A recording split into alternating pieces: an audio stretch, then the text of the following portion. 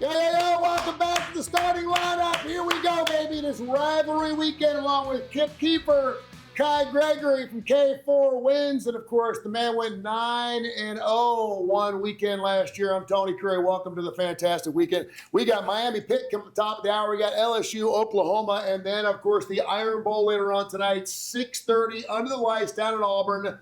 I want to have a play on that as part of my bankroll contest coming up, but I feel pretty good about that coming up here. But let's talk about that Iron Bowl, a monster game. And, of course, because the Alabama lost now, it actually means something for both Alabama and the Auburn Tigers. Kai Gregory, what's your thoughts on Iron Bowl? You know, we talked about it on the podcast this week. Weird things happen in Jordan-Hare. Big games at night. So, that being said, I hate it. I would have to. I will tell you this. I've never been to Auburn and the team I pulled for lost, including 6 Iron Bowls, I think, including many Tennessee games. And I'm not going this week, so Auburn's going to lose. Alabama's going to cover. And it's really strange, too, because when we talked about that, Bama's won 5 in a row, and it just doesn't feel like 5 in a row, does it, Kip? Well, I mean, look at the last 2.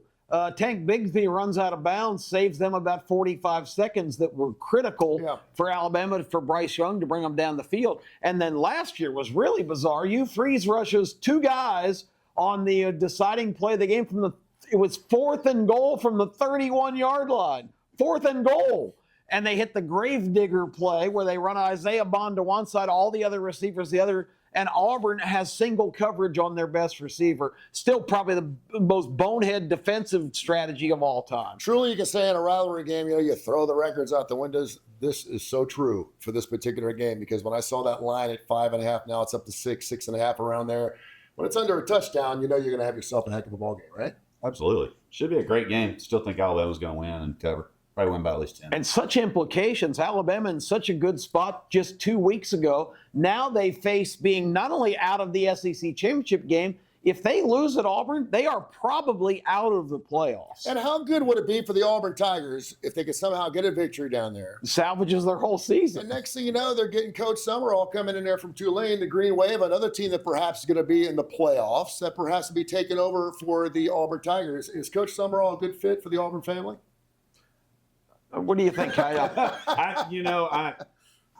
He did great, or he has done a pretty decent job at Tulane. They got Retzlaff in from BYU, and you really thought they were going to take off. And they've just had a couple of games where they've really just cracked the bed. And so, I'm not the biggest fan. Yeah, I do have some contacts at Troy University where he was before one of his stops, and they just can't stop talking about what a great coach he was and how sad they were to lose him. So based on that, I have some high hopes for Summerall. I think he's one of the up-and-coming coaches, but it's not the home run guaranteed hire that I think Auburn needs right now. Big difference between Troy, Tulane. That's for sure. Exactly. Another game, brother and sister went to Ohio State. My brother told me yesterday morning that he doesn't care about a national title. He's already got that in his front pocket. He wants to beat Michigan. He said, if Coach Rod doesn't beat Michigan this year, I'm done. Even though he won a natty last year and he's lost 4 in a row. Does he get it done? Did they lose 5 in a row to Michigan? You love the Big Ten, so. Yeah, I'm so glad you deferred to me on this. I don't think Michigan's a very good football team, and I don't think Sherrod Moore is a very good football coach. Michigan's playing at home and has a lot of advantages, but Ohio State, even with the voodoo of the last couple of years, they're due to break through. I think they find a way to win, but I think it will be a close game. You think so? If Ohio State's receivers are still hurt, I think Julian Sayin proved last week he's not the great quarterback that everybody thinks he is. I wouldn't be surprised if it was 10.5. I wouldn't be surprised if it stayed within the number. Question is, Lane Kiffin, is he going to Florida or is he going to LSU? It was Florida big time, then it went to LSU, then it went back to Florida, now it's pinging back over to LSU. Where is he going to be? Or is he staying? Yeah, that's the question. That's the one thing I don't think he's staying. I don't think. Yeah, I think he would have already ended all this, but I think he's basking in the spotlight. He is such an egotist, and everybody talked about how he's changed and everything else. This is what Lane Kiffin lives for. He is the center stage with all the lights shining on him. I still think he ends up on the Florida sideline next year. If he's not at LSU, then does that change things? Does John Summerall not go to Auburn? Does he go to LSU, being in the state already with Tulane? How could that change? And if Alex Golesh is truly going to Arkansas, not Florida. Who in the world does Florida get if they miss on both those? It is truly a domino effect. You're absolutely right, because all of a sudden Florida becomes this job that everybody wants, and all of a sudden they don't have a coach. And it's like, how is that even a possibility? The sleeper at Florida is Jed Fish, who's the head coach at Washington right now. He played at Florida. He's a Florida graduate. He took Arizona from about a 15-year losing record to prominence in just a couple of years, and went to Washington. Is doing a pretty good job up there, so maybe that's a name to keep in mind. Can't believe we're already talking about the coaching carousel, which means we're getting near the end of the season. It has been a fantastic year in the starting lineup. I want to thank the thousands and thousands and thousands of folks who tune in every single Saturday morning from 10:30, 11 o'clock today. Miami, Pitt, LSU, Oklahoma, and the Iron Bowl tonight, right here, 6:30. Prime time. ABC 3340. Thank you for watching. We got a whole show for you, folks. Hey, everybody, it's time for the weekly update. Kip Keefer Sports giving you the best 12 teams in the country. We call it the Dynamic Dozen, and I've gotten a lot of feedback from people saying, well, you keep picking the 12 teams, but you don't rank them in order. Okay, this week we will go ahead and do that, put a number on them. And if you Big Ten fans are watching, you're not going to be too happy with my opinion, but we warn you every week. This show is biased. This is SEC-centric. So if you don't like the picks, just turn it off and don't watch it, because I do not have Ohio State or Indiana at the top of this poll. So let's, without further ado, tell you what I do have. I've got this week's top 12 teams, the best teams, which is what the committee's supposed to pick, and they seldom do. This is earlier in the week, so things will change by the time we air on Saturday. There's going to be some games played that could upset the apple cart. But we're going to give you on this day that we're filming on this Wednesday, the top 12, as we had the playoff committee do their top 12 last night. And of course, that's not based on the best teams. So the top 12, number one right now in America, the hottest team in college football, a team that's beaten top 10 teams 3 times this year, 3 times by themselves, is one more than Ohio State and Indiana combined this year. 3 wins against top 10 teams for the Georgia Bulldogs, the number one team right now, the best team right at this moment in the college football universe. Number 2, Texas A&M, still undefeated. They would be ahead of Georgia because of that, but they're not, because they have not played Alabama. They have not played Georgia. They have not played Ole Miss. They have not played Tennessee, Vanderbilt, or Oklahoma. It's hard to believe that they've not played any of the better teams in the league. Of course, they played Texas yesterday, and that could be an upheaval game in its own right. And we got to go quicker here, as Ole Miss is my number 3 team. So I've got 3 SEC teams, the best league in the country, in the 1, 2, 3 spots. Okay, then I'll go Indiana ahead of Ohio State, 4 and 5, because Indiana at least has beaten one semi-legitimate team in Oregon. Ohio State hasn't beaten any. Next up, we've got in the next spots SEC teams, Oklahoma Sooners and the Alabama Crimson Tide at 6 and 7.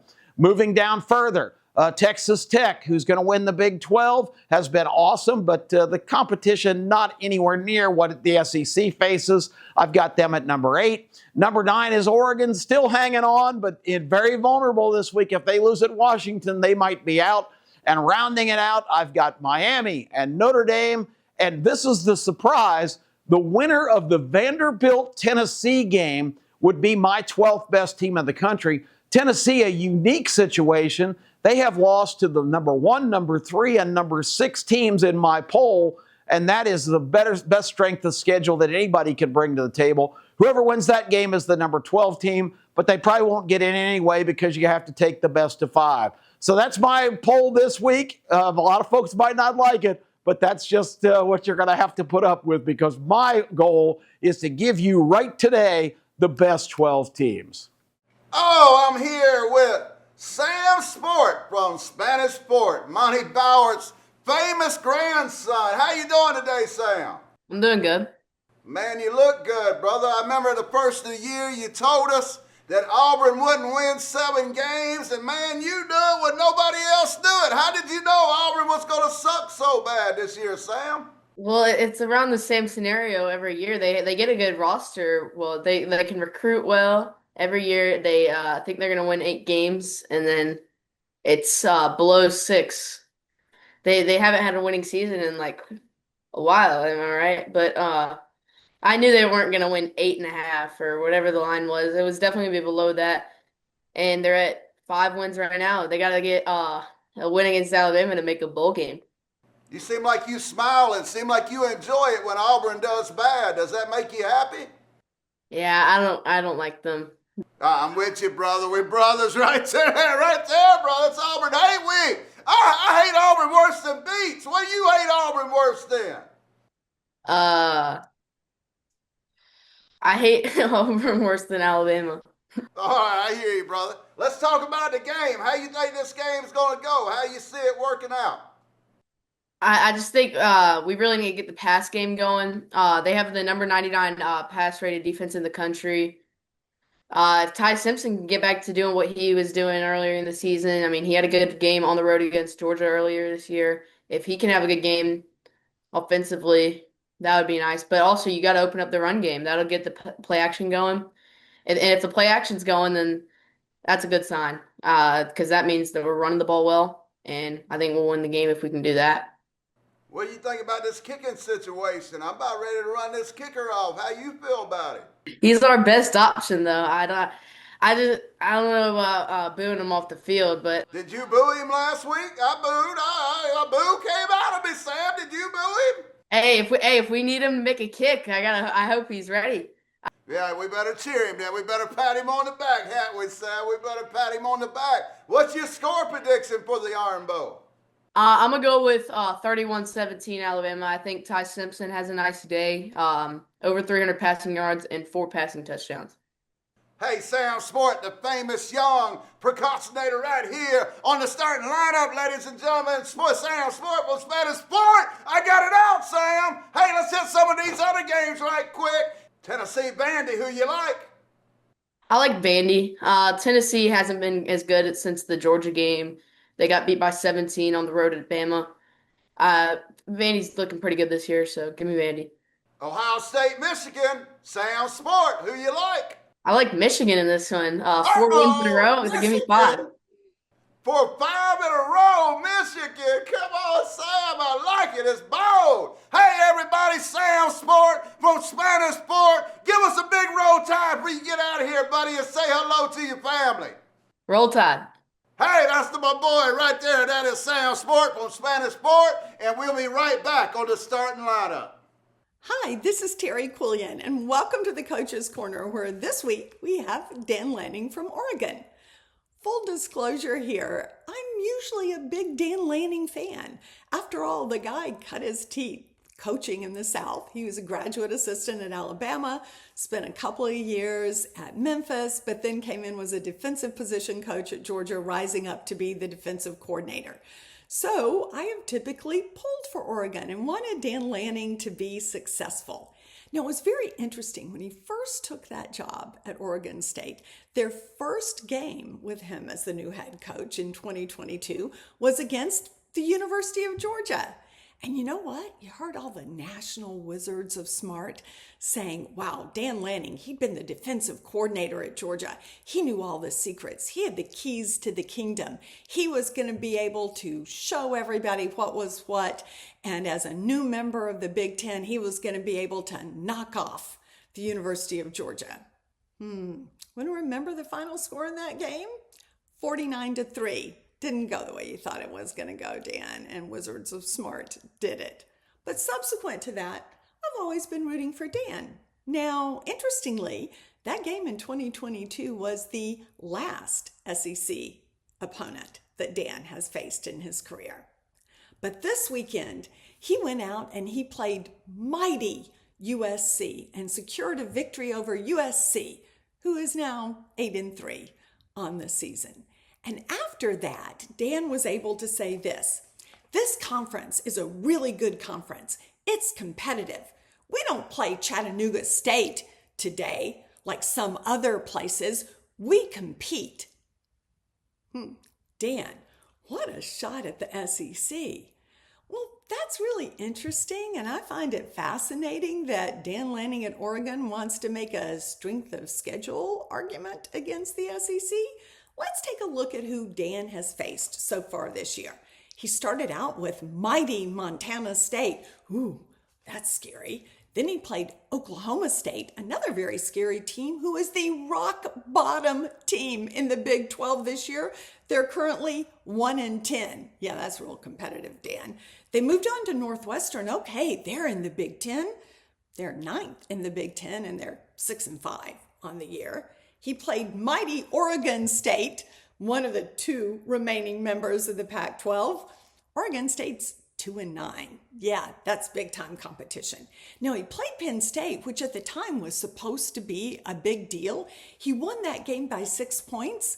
Penn State turned out to be not such a big deal. They're currently 5-6, and to tell you just how awesome they are, they fired their head coach. After that, Dan moved on to Indiana, a real team, where he lost that game. But he followed that up with a get-right game against the mighty member of the Big Ten, Rutgers, who is sitting at 5-6. Then he played Wisconsin, who, believe it or not, they're below Rutgers. They're sitting at 4-7. He moved on to Iowa. It's supposed to be a great team. They're 7-4. He beat them by 2 points, 18-16. And then he moved to mighty Minnesota at 6-5. Yeah, Dan, that's a real murderer's row that you have faced there. I liked what one fan put on Twitter because he said, their resume is ass, but Dan Lanning wants to act like he's run through the gauntlet. LOL. Boy, isn't that true? And David Pollock summed it up even better. David Pollock was saying, yeah, the Big Ten, which is so tough that Ohio State was able to rest their 2 top receivers in a conference game this weekend. Basically, he said, in the Big Ten, you can bring your C game and still win. So you know what, Dan? I just have to say one thing, which I'm sure from your time in the SEC, you'll understand exactly what I mean. Bless your heart, honey. Oh, welcome to the Legend Cave, baby. It is Iron Bowl Saturday, and it's real simple. We got to put that elbow on Auburn. We got to drop that DDT on their butt, and we got to count them out 1, 2, 3.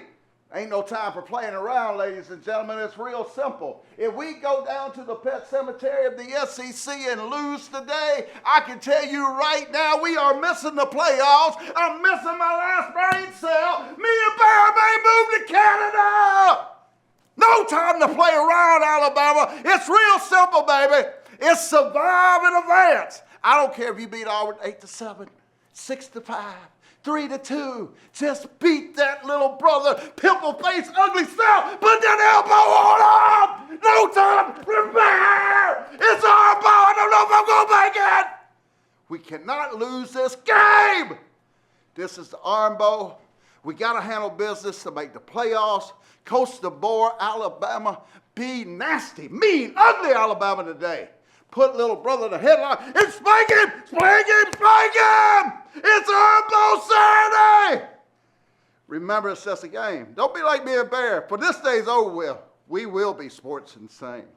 Hey, it's Case Kiefer back again for another edition of the Vegas Heaters. I'm a longtime sports bettor, sports betting writer, along with sports editor for the Greenspun Media Group, which includes Las Vegas Sun and Las Vegas Weekly. And we are so back this week, big week last week in the segment, 2-0-1 on the bankroll picks, but more importantly, a plus 180 winner on the Las Vegas Grand Prix. We had Max Verstappen getting it done. Always feels good. A few more futures pending from that we'll have to touch on at another time. Not quite settled yet, but looking good there. As you know, I always like to mix it up, do some different sports in this segment. A little tough this week with Thanksgiving, mostly football, but I decided to find a way to do it anyway. I'm going to start by sharing one of my favorite futures. Now, if there's one thing we have done well in this segment on the show the last 2 years, it is golf majors. I believe we've had an outright in 5 of the last 8. Only hit 2 this year, but 3 out of 4 the year before, and I already have one bet for the Masters next year. I love this one. It felt like stealing. I thought it was going to move, and it hasn't really. I bet Tommy Fleetwood at 40-1 to win the Masters. Now, I know more widespread. He's like 25-30. That's fine, too. I just can't believe it. This guy is playing like the second best player in the world. He's picking up wins left and right. He won the last time he was on American soil, the Tour Championship.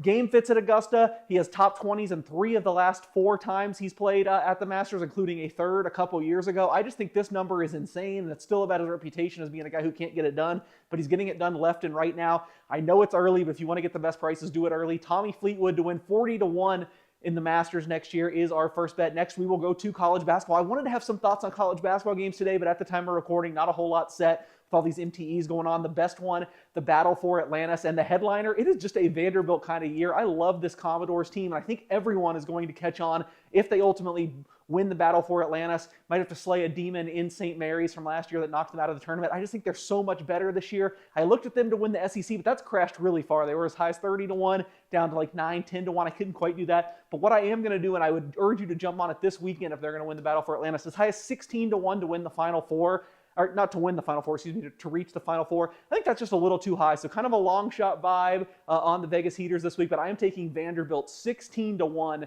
to make the Final Four. Love Mark Byington, love the way they play. Lots of threes, lots of defense. Really love the way this Vanderbilt team sets up. One NFL pick before we get to my bankroll picks. We're going to go back to Monday Night Football where we cashed with the 49ers -7 this past week. I like the under in the Patriots-Giants game.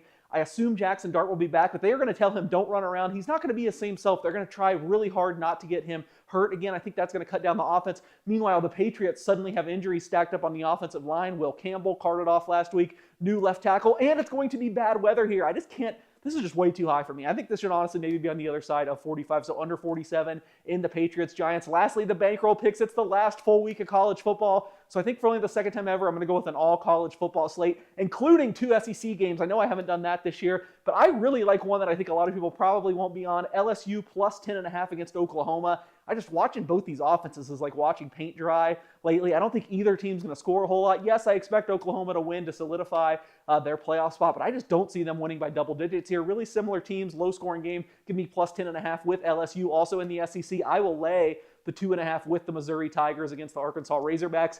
Now, it's in a condensed time period since he's just an interim coach, but Bobby Petrino, everywhere he goes, it is just a disaster by the end, and I think you've seen signs of that with this Arkansas team down the stretch. Never could play any defense. Now the offense has kind of lost some explosion. I don't really think that they're dotting their I's and crossing their T's. I don't think the detail is going to be there anymore. Missouri -2.5 with Bo Pribula back for the second straight week. And finally, you know I like to stay local a little bit in Las Vegas. I'm going to go with the Fremont Cannon game, the biggest trophy in college sports. 600 pounds between UNLV and UNR, which you know as Nevada, but Nevada-Reno. UNLV's kept the Cannon red for 3 straight years. I think it is going to be 4. I'm surprised UNR's gotten a lot better, but a lot of money has come in on them at the time of recording. There is -7.5 out there at some pretty prominent sports books for UNLV. Even up to 8.5 where it is elsewhere is fine, but I'm taking UNLV -7.5 officially for my final pick. So UNLV, LSU, Missouri, those are the bankroll picks. Let's see what the other guys got. Time once again for the starting lineup bankroll. You know what this is? It's the bone looking back at the Legend Brothers.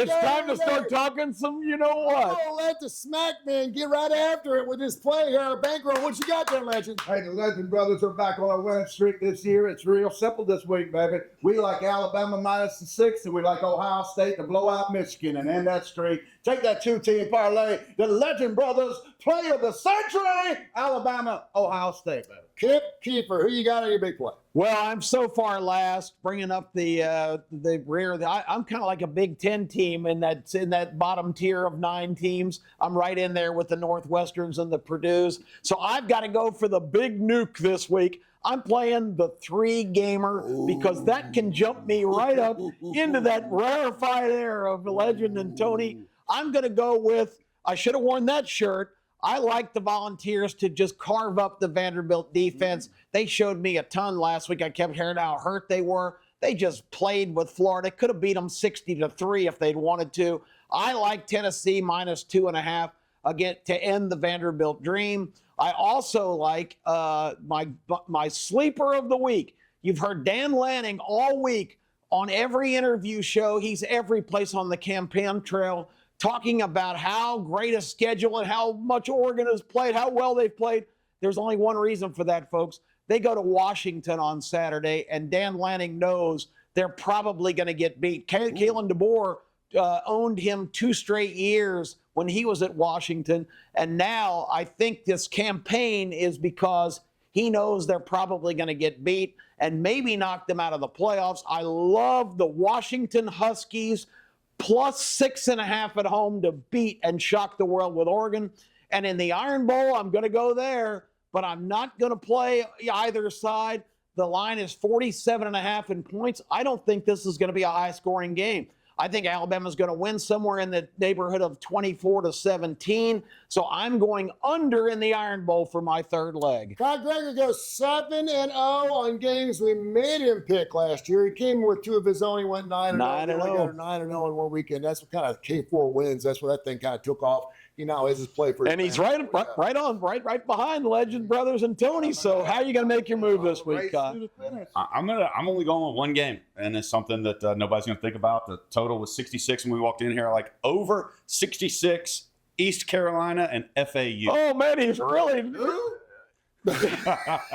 Florida Atlantic, folks. That's right. And there's a lot of other games that I really like. I think formerly coached by Lane Kiffin. I do like Michigan getting 10.5. Yeah. If in your game, I think if you get Washington at 7, if you can buy up to that, I think that'd be great. But I'm going ECU and FAU over. How about 66. the East Carolina, Florida Atlantic? Oh, that's what that means. So there's 2 things that Auburn is better than Alabama at. What would that be? First of all, Hiring bad coaches? First of all, the women. I'm sorry. No. I'm sorry. I dated an Auburn girl for 5 years. I'm telling you, Auburn women are just a blast. They're just fun. They're good looking. They're sexy. They're fun. Alabama girls, wonderful. Great. Beautiful. But I take the Alabama girl to my mom and dad. I take the Auburn girl out back and have a good time. That's what I love the Auburn women. And So what is this? Okay. their football team on Saturday. The Auburn Tigers shocked Alabama on Saturday. They're going to win the game outright. Wow. I feel ugly game coming up. I've looked at the trends, 4 and 4 and 4 and 4 and 4. Everybody's 4 and 4. There's no trends going anywhere. Weird things happen at Auburn. They got everything to play for. Something tells me this game's going to be an ugly game, 20-17. The longer Auburn keeps it close, the better their chance are winning the football game. It's at 6. I'll take the Auburn Tigers plus 6 for $1.50 coming up on Saturday. Someone's not going to be happy. Can we get that psychiatrist back? Yeah, Can Dr. we get that Claypool. psychiatrist back that we had last week? Hey, get that psychiatrist back, ABC. We need him. Yeah, and find yourself an Auburn girl after the game. They'll be Hey, really happy. Alabama women. Alabama women, baby. The Iron Bowl is going to be a classic. We can't wait. This is going to be fantastic. You're watching the starting lineup. Enjoy your full day of great college football. Iron Bowl tonight, 6:30 right here on ABC 33.4.